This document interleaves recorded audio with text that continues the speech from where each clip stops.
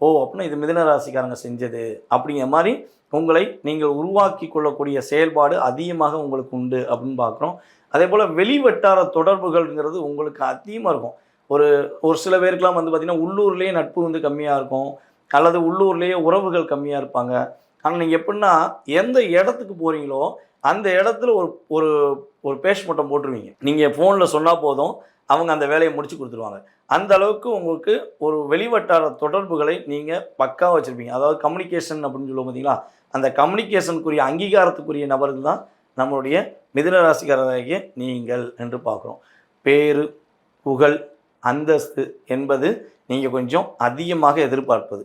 இதுக்குரிய மரியாதை கொடுத்தாங்கன்னா நம்ம வேலை பார்ப்போம், நமக்குரிய அந்தஸ்து கொடுத்தாங்கன்னா நம்ம அந்த இடத்துல இருப்போம் அப்படிங்கிற செயல்பாடில் நீங்கள் சிறப்பாக செய்யணும்னு ஆசைப்படுவீங்க.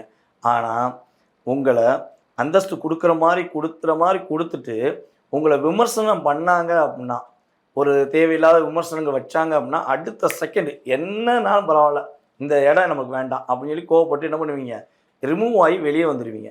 ஸோ இதில் வந்து பார்த்திங்கன்னா அட்ஜஸ்ட் பண்ணி உங்களை விட கீழே இருந்தவங்க கூட மேலே போயிருப்பான். ஆனால் நீங்கள் இந்த அட்ஜஸ்ட் பண்ணிக்கிற கான்செப்டுக்குள்ளே இல்லாமல் நான் ப்ரொஃபைட்டாக இருக்கேன், என்ன எதுக்கு நீ விமர்சனம் பண்ண, ஐ டோன்ட் லைக் இட் அப்படிங்கிற மாதிரி சட்டுன்னு வெளியே வரக்கூடிய இயல்பான ஒரு குணம் உண்டு.